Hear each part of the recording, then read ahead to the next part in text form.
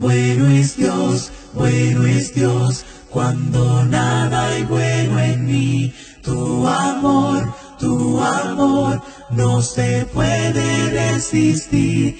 Eres luz, aun en la oscuridad. Eres fiel, has borrado mi maldad. Tú me abrazas con tu amor, tu gracia me encontró, cambió mi corazón. Nada se puede comparar, reinas por la eternidad. Eres más de lo que puedo expresar. Eres rey, la creación proclamará. Aquí estás, tu presencia es real. Eres Dios, lo pasado dejo atrás. Tú me abrazas con tu amor, tu gracia me encontró, cambió mi corazón. Nada se puede comparar, reinas por la eternidad. Me abrazas con tu amor, tu gracia me encontró, cambió mi corazón. Nada se puede comparar, reinas por la eternidad.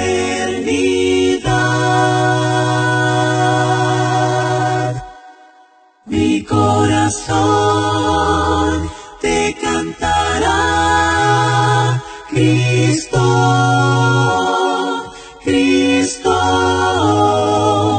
mi corazón te cantará, Cristo,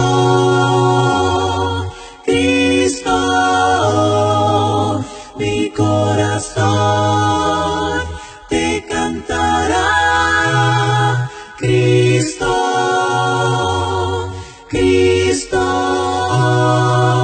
me abrazas con tu amor, tu gracia me encontró, cambió mi corazón. Nada se puede comparar, nada se puede comparar, reinas por la eternidad.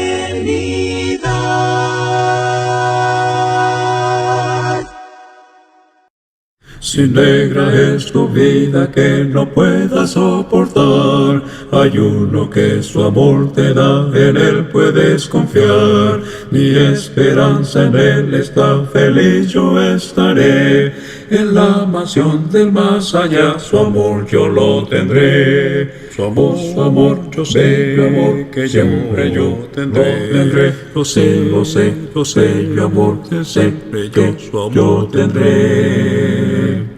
Me guía con su amor, la senda fiel. Yo siempre sé su amor, por siempre yo tendré. Si dejo que las pruebas me contagien su maldad, debo tener mi fe en quien calmó la tempestad. Él es mi fiel pastor, yo a su voz responderé. Felicidad esto me da, su amor yo lo tendré. Su amor yo sé, mi amor que siempre yo tendré. Lo sé, mi amor que siempre yo tendré. Me guía con su amor, la senda fiel. Yo siempre sé su amor, por siempre yo tendré. Y cuando escuche el grito de dolor del mundo cruel, no temeré, su amor tendré, mi vida ya es de Él. Consigo Él llevó y venció la muerte y su poder. Por eso yo le canto hoy, su amor yo lo tendré. Su amor, yo sé, mi amor, que siempre yo tendré. Lo sé, mi amor, siempre yo su amor tendré. Me guía con su amor, la senda fiel. Yo siempre sé su amor, por siempre yo tendré. Hoy vamos a estudiar del libro de Santiago, ahí en el capítulo 1, en los versículos 26 y 27. Podemos aprender, y el título de esta lección es La religión pura y sin máculas. Dice el texto: si alguno se cree religioso entre vosotros y no refrena su lengua, sino que engaña su corazón, la religión del tal es vana. La religión pura y sin mácula delante de Dios el Padre es esta: visitar a los huérfanos y a las viudas en sus tribulaciones y guardarse sin mancha del mundo. Es lo que vamos a estar estudiando hoy. Fíjese que es muy interesante que nosotros aprendamos o nos demos cuenta qué tipo de religión es la que estamos profesando. ¿Qué tipo de religión es la mía, es la suya, es la nuestra? Nuestra religión es como un neumático de repuesto que va ahí en el auto, en la maleta o en la parte de abajo. Se usa solo en casos de emergencia. A veces la religión es esa. La gente dice: uy, voy a ir a la iglesia para que Dios me ayude. Estoy en aflicciones, necesito que Dios me ayude. Y va y usa la religión de esa forma. Es como el neumático de repuesto.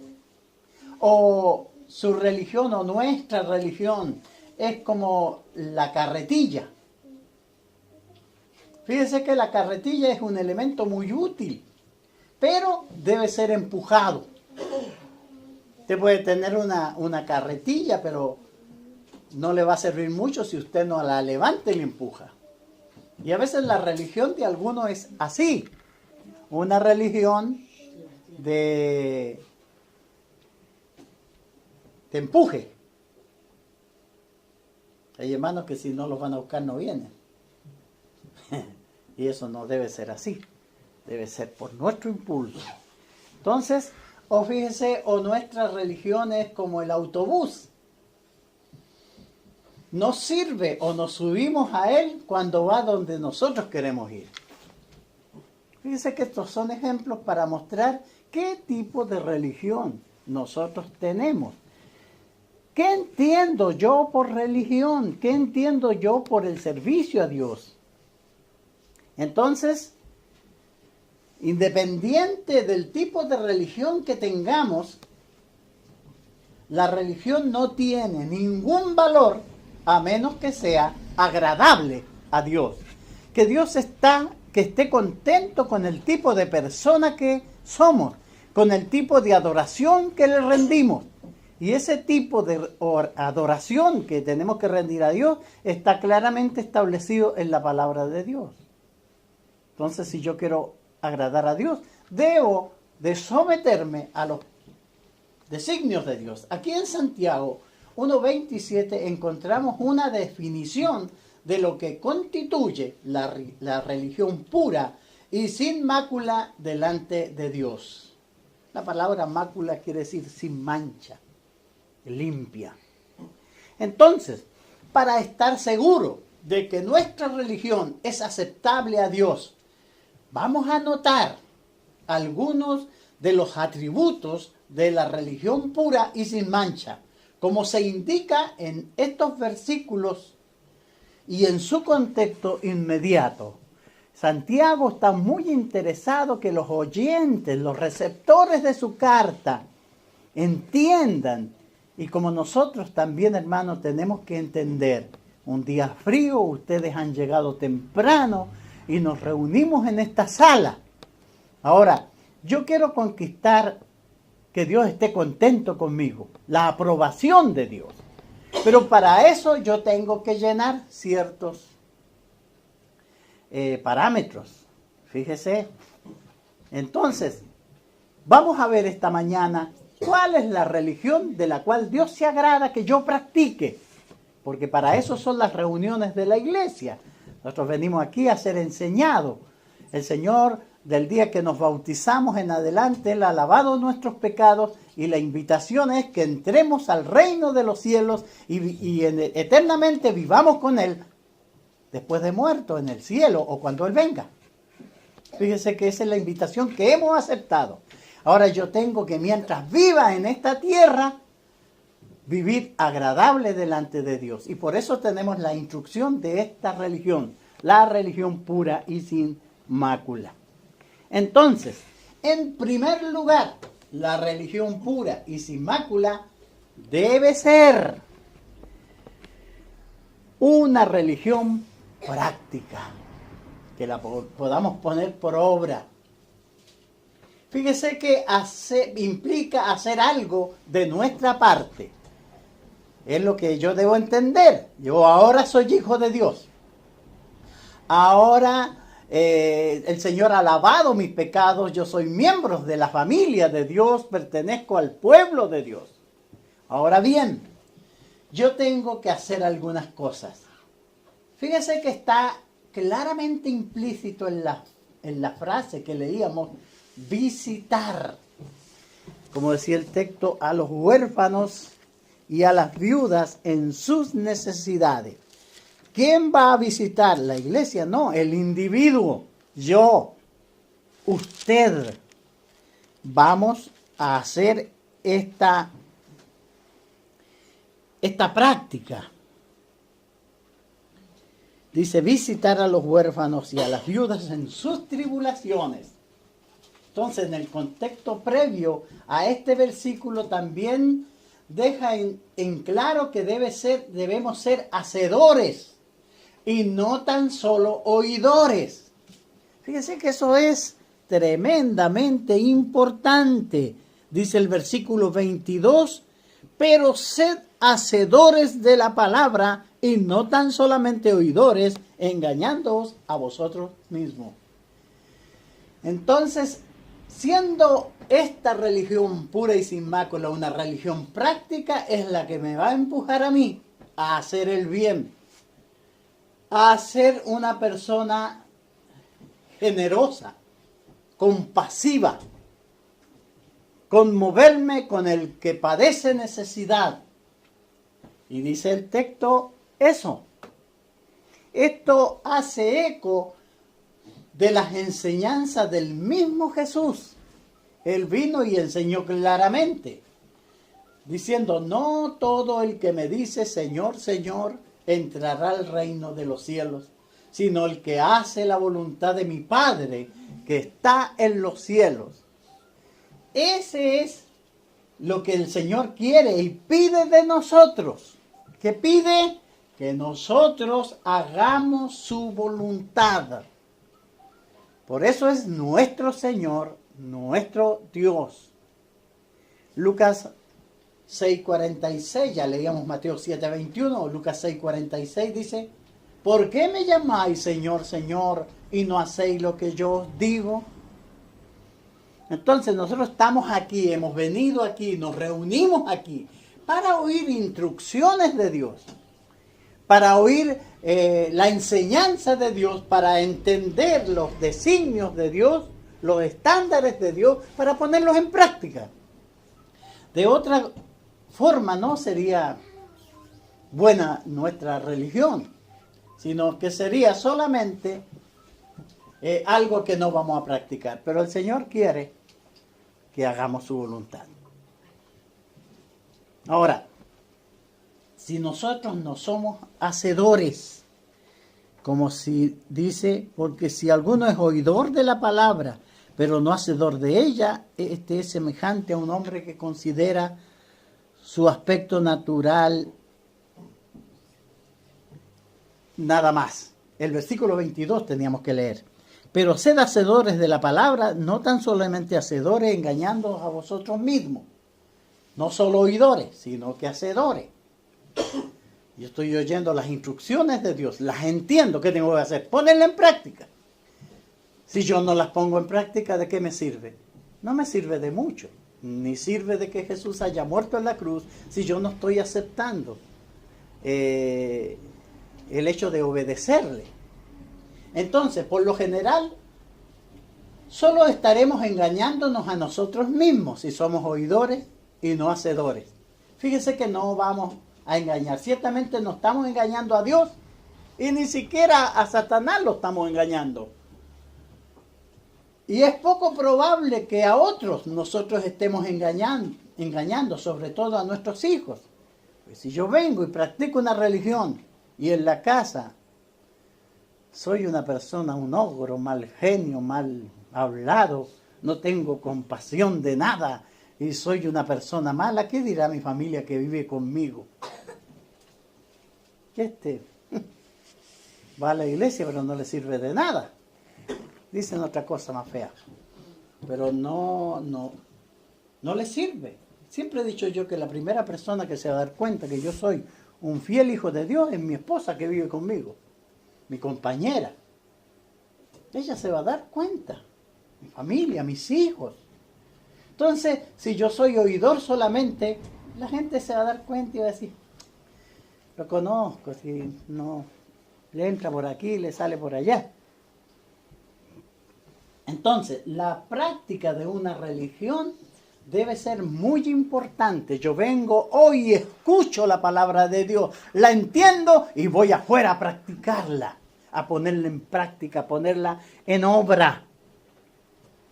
Fíjese que en su epístola Santiago expone o pone mucho énfasis nuevamente en la necesidad de una fe activa, de poner en práctica la religión. En el capítulo 2, en los versículos 14, dice, hermanos míos, ¿de qué aprovecha alguno si tiene fe y no tiene obra? ¿Podrá la fe salvarle? Si un hermano o una hermana están desnudos y tienen necesidad de mantenimiento de cada día, y alguno de vosotros le dice, id en paz, calentaos, saciaos, pero no le dais las cosas que necesitan para el cuerpo, ¿de qué aprovecha? Así también la fe, si no tiene obra, es muerta en sí mismo. Y el versículo 26 dice, porque el cuerpo sin espíritu está muerto, así también la fe sin obra está muerta. Entonces esta es una religión. Nosotros hemos venido a Cristo, estamos oyendo su mensaje y ahora en el medio del grupo de mis compañeros usted va a dar reflejos de esa luz, reflejos de esa convicción. Si todos roban, usted no va a robar. ¿Por qué? Porque usted es hijo de Dios. Y va a decir, no, yo no participo en eso. Así es. Nosotros necesitamos, hermanos, poner en práctica la fe, la religión que tenemos. De hecho, podemos concluir que una religión que no se practica es una religión muerta. No tiene sentido. Y nosotros mismos a veces hacemos juicios y análisis de ciertas personas que decimos, sí, pasa en la iglesia, pero vieran cómo es. Y la gente comenta, pero yo no tengo que ser así. Santiago está hablando de lo mismo. Tenía un grupo de hermanos, los receptores de esta carta, pero muchos no estaban practicando realmente la fe. Entonces, por tal razón, la religión pura y sin mancha también debe ser algo más que ir a la iglesia. Fíjense que en eso enfatiza mucho Santiago. Tiene que ser algo más que ir a una reunión, algo más de pertenecer al grupo. Dios no pretendía que nuestra religión consista solo en ir a la iglesia. Rendir nuestro corazón a Dios en la adoración es sin duda muy importante. Dios quiere que nos reunamos. Por eso tenemos exhortaciones sobre eso. Hebreos 10, 24, 25. No dejando de congregarnos. Entonces tenemos que venir, pero no venir por venir, sino que vamos nosotros a venir a aprender y luego practicar. Entonces, pero también Santiago aquí nos está diciendo que esta religión es extender nuestra mano a quien sufre necesidad. Fíjese que esa es una característica muy particular del Hijo de Dios, ser compasivo, dar limosna, ser misericordioso. Esta es parte de la religión. Jesús dijo ahí en Mateo 25:40, y respondiendo el rey les dirá: de cierto os digo que en cuanto lo hiciste a uno de estos, mis hermanos más pequeños, a mí lo hiciste. Fíjese que nos está hablando algo que no podamos entender, es algo sencillo. A veces nosotros somos tan egoístas y queremos ganar tanto dinero y ahorrar, y ahorrar, y ahorrar, pero nunca pensamos en lo que ganamos, si vamos a dejar un remanente para las necesidades de alguien, para ayudar, para hacer benevolencia. Debiéramos de hacerlo, ser compasivos, saber que el vecino ahí está pasándolo mal y le vinieron y le cortaron la luz y el agua y está pasando porque tuvo un accidente. Entonces nosotros como sus vecinos, como hijos de Dios, como cristianos, deberíamos de acercarnos y hacer algo en bien de esa persona. Es parte de la religión. Vamos a ayudar a alguien que no tiene cómo devolvértelo, pero estamos haciendo para Dios todo eso. Y Dios lo tomará en cuenta en el día final. Él les dirá: cuando lo hiciste a uno de estos pequeños, a mí lo hiciste. Santiago está hablando de algo similar. Está hablando de eso. Dice el 1:27, la religión pura y sin mácula delante de Dios, el Padre, es esta: visitar a los huérfanos y a las viudas en sus tribulaciones y guardarse sin mancha del mundo. Entonces, en el Nuevo Testamento, fíjese que el Nuevo Testamento pone mucho énfasis en hacer el bien. Los escritos de Pablo, ahí en Gálatas, en el capítulo 6, podemos leer nosotros que tenemos que hacer el bien a todos y mayormente vamos a leer el texto, 6:10. Así que según tengamos oportunidad, hagamos bien a todos y mayormente a los de la familia de la fe. Es lo que tenemos que hacer. Hacer el bien a todos es una característica del Hijo de Dios. Pero mayormente a la familia de la fe. Y acá en Tito capítulo 3, del 8 al 14, nosotros podemos ver las instrucciones que Pablo le da a Tito en el capítulo 3. Dice, el 8 dice: palabra fiel es esta, y estas cosas quiero que insistas con firmeza, para que los que creen en Dios procuren ocuparse en buenas obras. Estas cosas son buenas y útiles a los hombres, pero evita las cuestiones necias, genealogías y contenciones y discusiones acerca de la ley, porque son vanas y sin provecho. Y dice el versículo 14, y aprendan también los nuestros a ocuparse en buenas obras para los casos de necesidad, para que no sean sin frutos. Fíjese que tenemos instrucciones apostólicas. Entonces, los hermanos, nosotros tenemos que ser compasivos y también ocuparnos en buenas obras.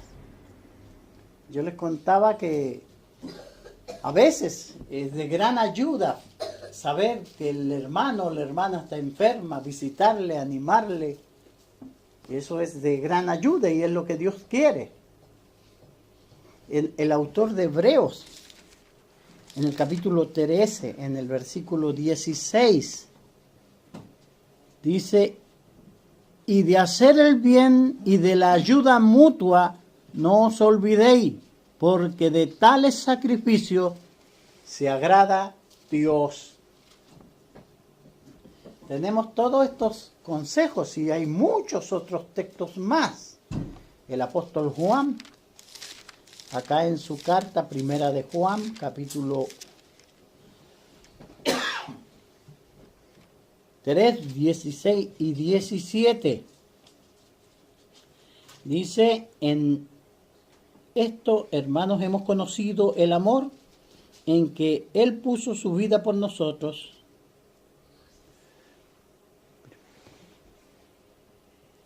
También nosotros debemos poner nuestra vida por los hermanos. Pero el que tiene bienes de este mundo y ve a su hermano tener necesidad y cierra contra él su corazón, ¿cómo mora el Espíritu de Dios en él?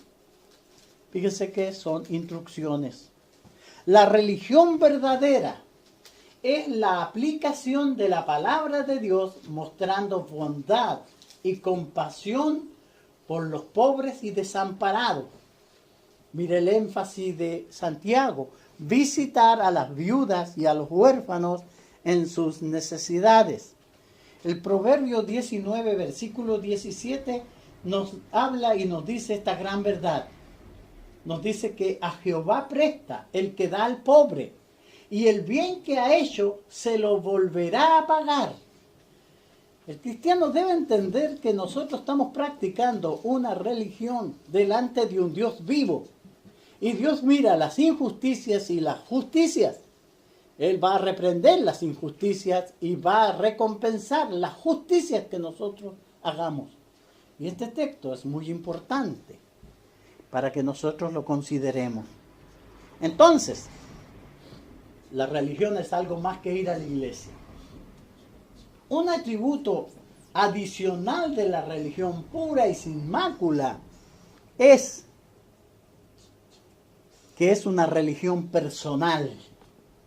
Aquí implica el uso del pronombre en singular en el texto, la religión. Entonces, ahora es un tiempo para la práctica de dar. Es decir, cuando damos a otros para satisfacer una necesidad, estamos ayudando y haciendo y poniendo en práctica la palabra de Dios. Por ejemplo, ayudar a los cristianos necesitados. Tenemos la ordenanza que se nos da ahí en 1 Corintios capítulo 1, capítulo 16, versículo 1 y 2, un texto muy conocido por nosotros que lo citamos cada domingo.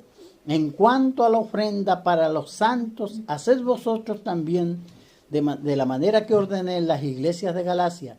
Cada primer día de la semana, cada uno de vosotros ponga aparte algo según haya prosperado, guardándolo, para que cuando yo llegue no se recogen entonces ofrendas. Fíjese que no es que el Señor necesite nuestro dinero, pero es una forma que Él nos prueba a nosotros y nos da esta oportunidad de traer un poco de lo mucho que Él nos da para que nosotros lo pongamos en la ofrenda y esta sirva para ayudar a los hermanos, para la predicación de la palabra de Dios y también para tener un lugar donde reunirnos y estar abrigados y todo eso. Necesitamos eso. Pero esto, fíjese que esa ofrenda nunca fue diseñada para cambiar nuestra responsabilidad individual y personal. Alguien podría decir o pensar que su ofrenda del domingo cumple con su responsabilidad con los pobres y las viudas y los huérfanos. Entonces, si yo tengo a alguien por ahí que veo que está enfermo, y no, yo ya eché la ofrenda, así que yo no tengo nada que ayudar a los demás. Eso no es así. No es así. Muchos piensan que cumple su obligación de predicar el Evangelio ayudando para que la iglesia pague un sueldo y vaya un hermano y predique el evangelio. Dice, yo estoy bien, ya hice lo mío. Pero no es así. Pero la intención de Dios para las ofrendas, dando a conocer solo ciertas necesidades. Tenemos que ayudar a los hermanos necesitados. Pero todavía espera que cumplamos nuestro deber personal. Servicio a las viudas, pobres, huérfanos, como tenemos la capacidad y la oportunidad. Eso es, nosotros tenemos que mostrar misericordia con quien padece necesidad y ponernos al lado de él y ayudarle. Es parte nuestra también. Así como encontramos en el Antiguo Testamento, fíjese que aunque el diezmo del tercer año fue para las viudas y los huérfanos, según Deuteronomio 26:12, ellos tenían que siempre ayudar cuando tuvieran la oportunidad. Si bien es cierto, claro, ese diezmo era para las viudas y los huérfanos, pero si ellos tenían una viuda y un huérfano ahí a la vuelta de la esquina, no la iban a dejar que esperar el tercer año de los diezmos que les correspondería a ella.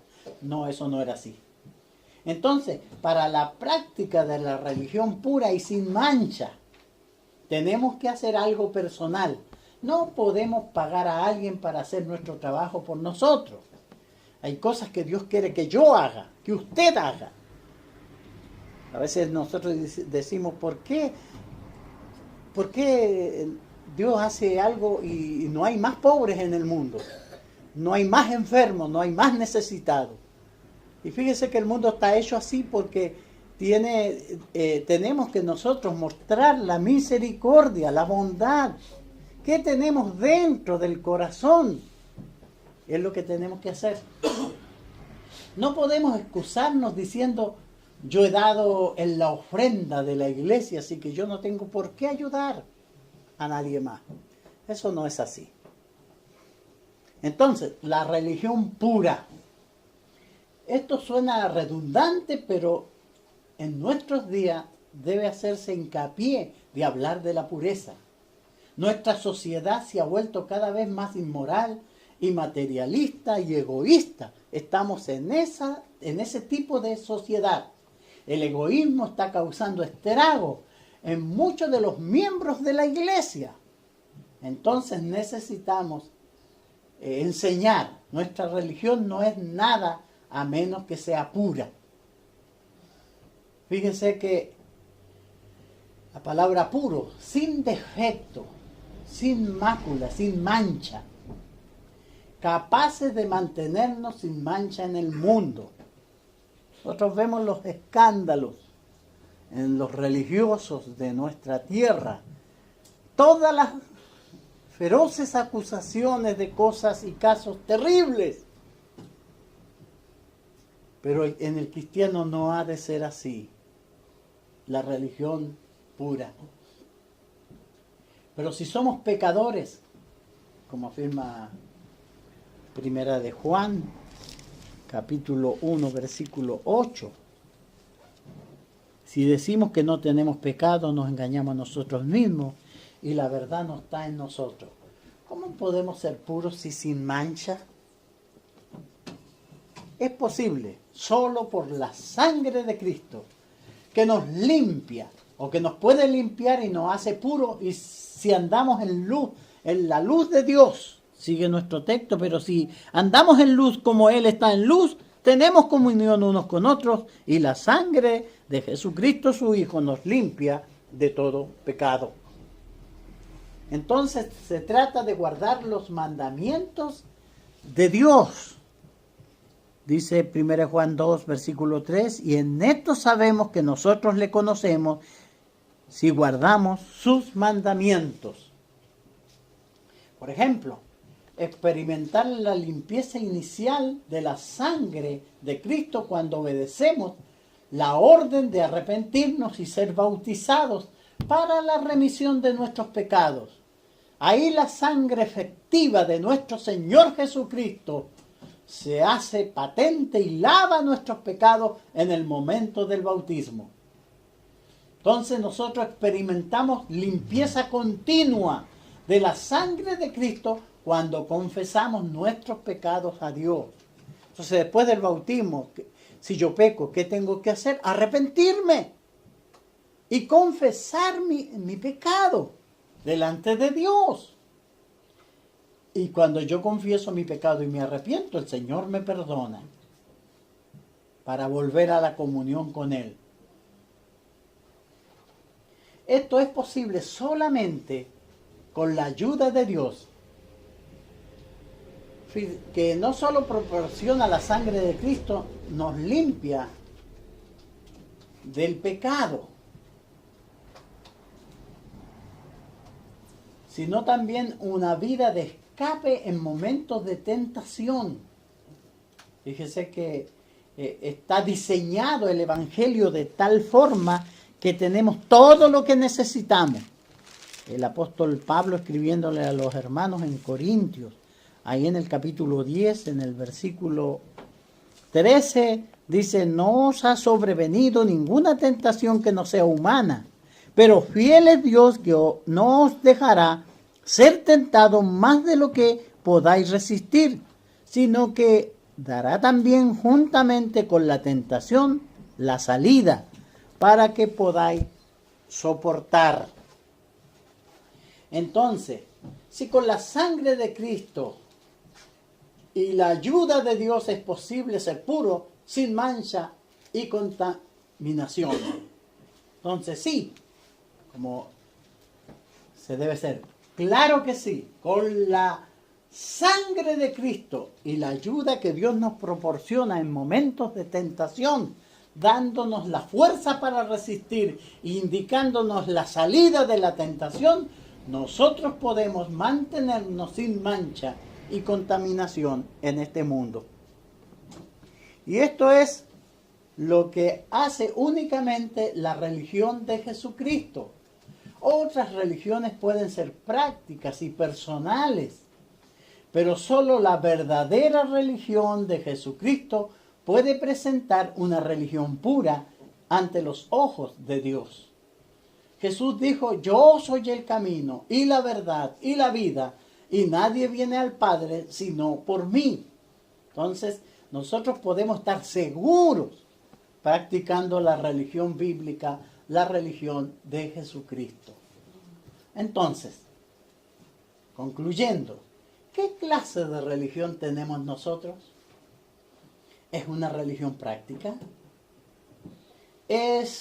¿Va más allá de las paredes de un edificio de reunión? ¿Qué consiste en algo más que ir a la iglesia, cantar y orar? ¿Va más allá de las páginas impresas de la Biblia? ¿Va más allá de una audiencia superficial de la palabra de Dios? Solamente oímos y no ponemos en práctica. ¿Y es una religión pura? Santiago 1, 26 y 27 se nos dice: la religión pura y sin mácula delante de Dios el Padre es esta: visitar a los huérfanos y a las viudas en sus tribulaciones y guardarse sin mancha del mundo. Fíjese que esa es la religión pura que Dios quiere que nosotros practiquemos. Y como siempre, el plan de salvación. Dios nos ofrece la oportunidad de comenzar de nuevo. Si usted ha llevado una vida perdida y se da cuenta que está perdido en el pecado, el Señor le invita a comenzar de nuevo. El deseo de Dios es salvarle a usted eternamente. Usted puede venir hoy mismo a Cristo para salvarse. Usted debe dar los siguientes pasos de salvación, porque en el pecado, en la vida que lleva lejos de Dios, está muerto en delitos y en pecados. Pero usted puede salvarse si quiere. El primer paso que tiene que dar es oír el Evangelio. Romanos 10, 17 se nos dice que la fe viene por el oír. Segundo paso que tiene que dar usted es creer firmemente que la Biblia es la palabra de Dios, la palabra de Jesucristo. Jesús dijo: el que creyere y fuere bautizado será salvo. Necesita usted creer. También necesita arrepentirse. ¿Arrepentirse de qué? de la vida que ha llevado, separado de Dios, ignorando a Dios. Todos los pecados que tiene pueden ser borrados si usted se arrepiente. Ahí en Hechos 17:30 se nos dice que Dios ha ordenado, pasando por ignorancia, dice estos tiempos, manda ahora a todos los hombres que se arrepientan. Y tiene usted que confesar a Jesucristo como el Hijo de Dios. Jesús dijo que si confesáramos su nombre delante de los hombres, Él nos confesaría delante del Padre que está en los cielos. Entonces tenemos que creer en nuestros corazones que Jesucristo es el Hijo de Dios y que Dios le levantó de los muertos. Y finalmente tenemos que bautizarnos para el perdón de nuestros pecados. El bautismo es para eso. A los compungidos judíos que preguntaron ese día, varones hermanos, ¿qué haremos? Pedro les dijo, arrepentíos y bautícese cada uno de vosotros en el nombre de Jesucristo para perdón de los pecados. El bautismo es eso, para perdón de los pecados, lava los pecados. Y si usted hace eso, va a recibir el premio que Dios da a los que tienen fe verdadera, a los que practican la religión verdadera, que oyen, entienden y ponen en práctica, que es la salvación. Entonces, ¿qué más tiene que hacer después de bautizarse? Seguir fiel, sé fiel hasta la muerte y yo te daré la corona de la vida. Dice Jesucristo ahí en Apocalipsis 2, versículo 10. Y es lo que tenemos que hacer. Que el Señor les bendiga y gracias por su atención a estas palabras de enseñanza.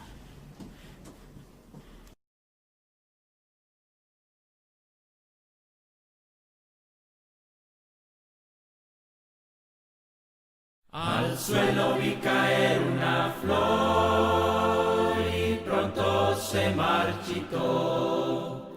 Luego vino el viento fuerte y sopló y con él muy lejos llegó.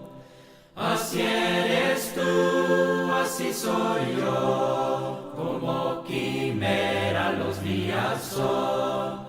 Pero si quieres la vida eterna, recibe a Cristo en tu corazón.